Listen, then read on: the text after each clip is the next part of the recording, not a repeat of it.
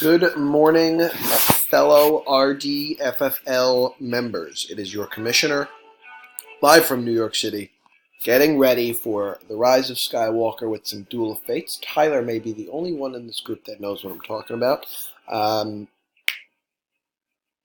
It is your week one playoff rundown.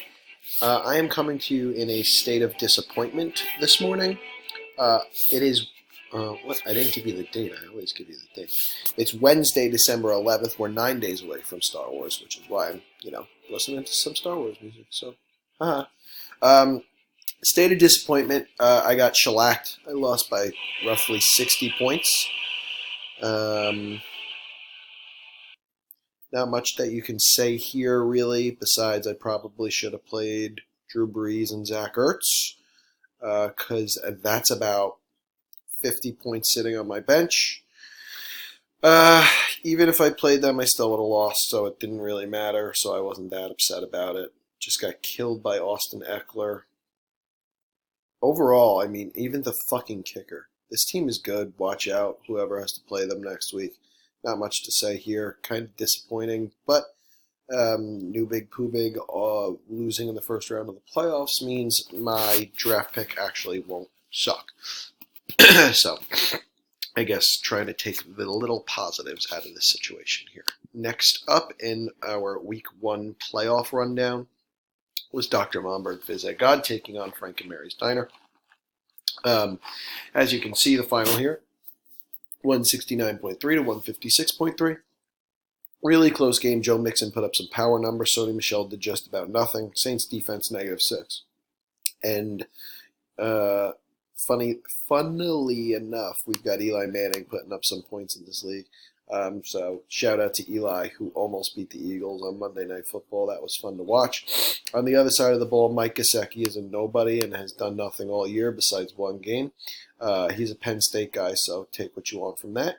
Sam Ficken with a game winner for the Jets, Jets. And we've got Jameis and Emmanuel Sanders sitting on the bench with roughly 60 points. So again, Dr. Momberg Phys God, this team is scary when they're good. He's either on or off. He's either putting up 85 or 170. So Frank and Mary's Diner, close but no cigar, as they like to say, which means there were no upsets in our first round of the playoffs. The higher seeds both moved on, and we are going to give you your Week 2 playoff matchups. It is Tariq Hill's Child Care taking on Dr. Momberg Phys God. In previous matchups, as you can see here, a close game here, not so close game here. Like I said before, Dr. Momberg Phys God putting up roughly 170 or about 85.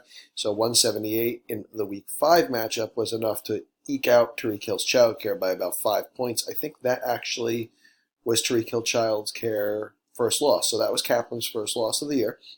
And then later on in Week 13, it looks like Kaplan dished out revenge. You know what they say, revenge is a dish best served cold.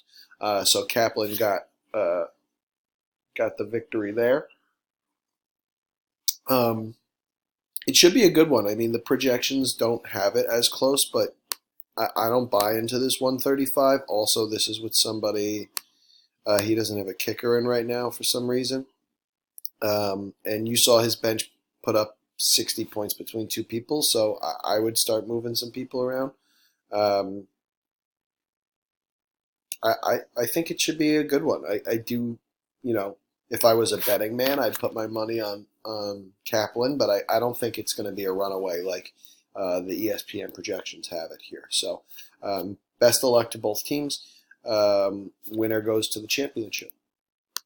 And our next matchup is questionable decision-making, taking on McDermott's Hermits, a battle of the Buffalo Bills fans. In their Week 5 matchup, it was McDermott's Hermits, 173, questionable decision-making, 125. Right now, projections are 147 to 133, a much closer game here. Both teams have 11 in their starting lineup right now, so it seems like fair projections. This is based off of what everybody has slotted into their lineup right now, not with their bench. If I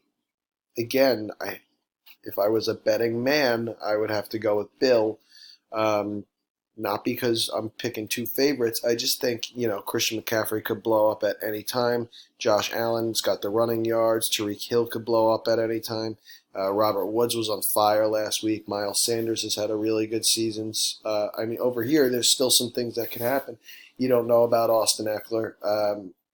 I think they're a better team when he's on the field, so I think they're starting to realize that too. Nick Chubb also is fighting for playing time with Kareem Hunt.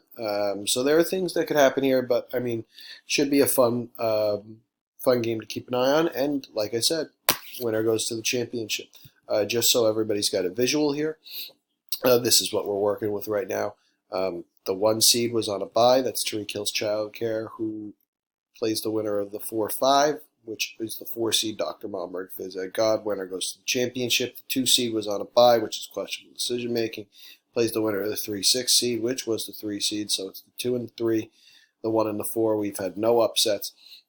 If you want a good laugh, actually, the consolation bracket doesn't matter. They just put these games up there so that people can, talk about it, which I'm not going to do, besides this one thing. Team Hannon finally won a game, and it doesn't count. Sorry, Team Hannon. Last but not least, in our, let me just pull it up here so that everybody's got a visual. As far as draft picks go, 2 more teams were eliminated, which means Team Hannon with the 10th, Cemetery Slayers the 9th, Main Street Hood Rats the 8th, Eli Mouth Breeze the 7th, or the 4th pick, sorry. So the 1st, the 2nd, the 3rd, the 4th pick. New Big Pooh Big was a 6-7 record. Frank and Mary's Diner was a 7-6 record, as you can see over here, where my mouse is right now. That means this order is still correct. New Big Pooh Big will have the 5th pick. Frank and Mary's Diner will have the 6th pick. And then our top 4 teams will be duking it out this weekend. So that's all I got for you guys this weekend. Starting to get cold out. Snow starting to come down. Stay warm. Stay safe. Don't stay sober. Drink up. Love you guys. Peace.